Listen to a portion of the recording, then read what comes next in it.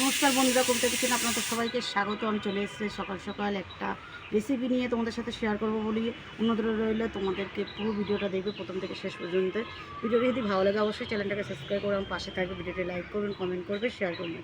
তো চলো শুরু করা যাক আমার ভিডিওটা। এদিকে দেখো আমাদের নিয়ে চলে এসছে চিতি কাঁকড়া। চিতি কাঁকড়া যারা খেয়েছো তারা অবশ্যই জানবে। আর আমি সত্যি কথাই তোমাদেরকে বলে দিচ্ছি, চিতি কাঁকড়াটা নিয়ে আসা হয়েছে আমাদের কালকের রাতে, যার জন্য এদেরকে বাঁচিয়ে রাখা হয়েছিল, কিন্তু সব কটাই মরে গেছে, দেখতেই পাচ্ছ। আর আমাদের এখানে কিন্তু কাঁকড়া পাওয়া যায় না, অনেক দূর থেকেই দাদা নিয়ে এসেছে কাঁকড়াগুলো। তাই আজকে এই কাঁকড়া বানাবো টক। এটা অনেক রকমভাবে বানানো যায়, তা আমি আজকে বানাবো কিন্তু টক। তা চলো কাঁকড়াগুলো পুরো পরিষ্কার করে ধুয়ে কেটে নিই।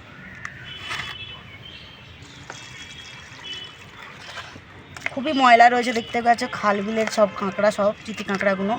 দেখো কত ময়লা, দেখো। প্রথমে ভালো করে পরিষ্কার করে ধুয়ে নেবো 2-3 বার করে, তারপরে কাঁকড়াটাকে কেটে নেবো।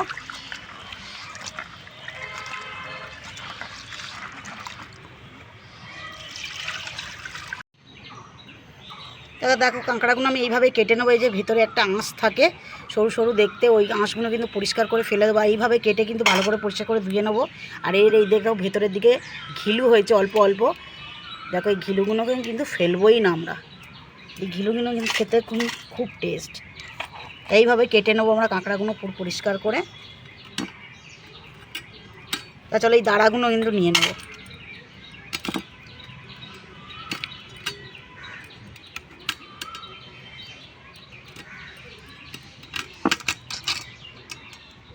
তা চলো এইগুলো কেটে নিয়ে এইভাবে পরিষ্কার করে, এই যে এই আঁশগুলো রয়েছে, এই যে ভেতরে এই অংশগুলো কিন্তু খেতে নেই, খেলে কিন্তু পেট খারাপ করে। এইগুলো কিন্তু পরিষ্কার করে ফেলে দিতে হবে, সুন্দর করে পরিষ্কার করে কেটে নিতে হবে। তা চলো কেটে নিয়ে তোমাদেরকে দেখাচ্ছি কীভাবে। এইদিকে দেখো কাঁকড়া আমি পুরো পরিষ্কার করে ধুয়ে নিয়ে চলে এসেছি, দেখতেই পাচ্ছ একদম। আর এইদিকে দেখো পাকা তেঁতুল নিয়ে নিয়েছে, এনে কিন্তু আটি ছাড়ানো তেঁতুল। তেঁতুলটাকে আমি একটু জলে ভিজিয়ে দেবো। তো দেখো তেঁতুলটাকে ভিজিয়ে দিলাম একটু জলের মধ্যে, যাতে তেঁতুলটা একটু নরম হয়ে যায়। তো এইদিকে দেখো কড়াতে আমি তেল দিয়ে দিয়েছি, আর তেলটা কিন্তু গরম হয়ে গেছে। এবার কাঁকড়াগুলো আমি কিন্তু লাল লাল করে ভেজে দিই।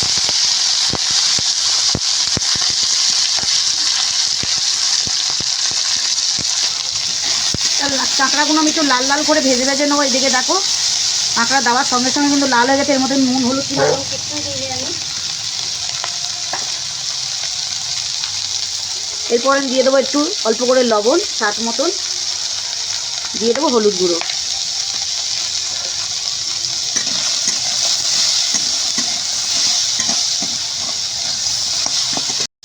এরপরে দিয়ে দেবো শুকনো লঙ্কার গুঁড়ো, দিয়ে ভালো করে কাঁকড়াটাকে ভেজে নেব।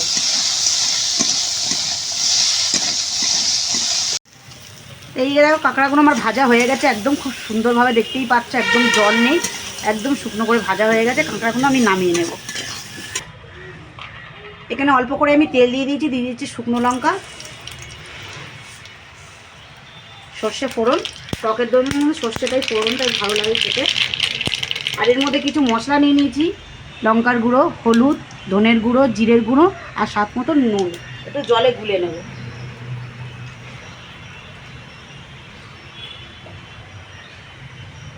মশলাটার উপরে দিয়ে দেবো,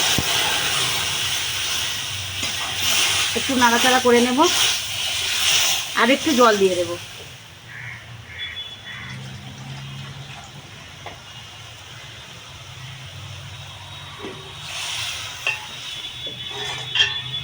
এরপরে যে তেঁতুলটা আমি ভিজিয়ে রেখেছিলাম, তেঁতুলটাকে ভালো করে চটকিয়ে নেবো হাত দিয়ে।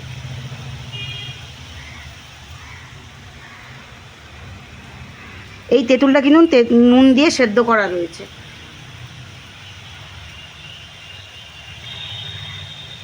এরপরে এই তেঁতুলটা দিয়ে দেব।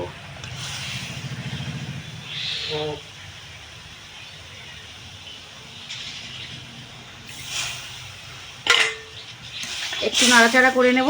তোমরা যদি কেউ মিষ্টি খেতে চাও তাতে চিনিও দিতে পারো, আমরা এটাতে চিনি দেবো না টকের মধ্যে। আর কাঁকড়াগুলো টকের মধ্যে দিয়ে দেবো।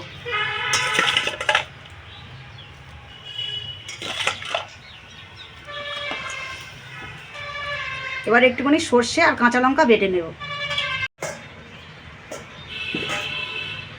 এদিকে দেখো ফুটে গেছে আমার তরকারিটা। এদিকে আমি একটু সর্ষে আর কাঁচা লঙ্কা বেটে নিয়েছি, এটা দিয়ে দেবো। বাটিটা ধুয়ে একটুখানি জল দিয়ে দেবো।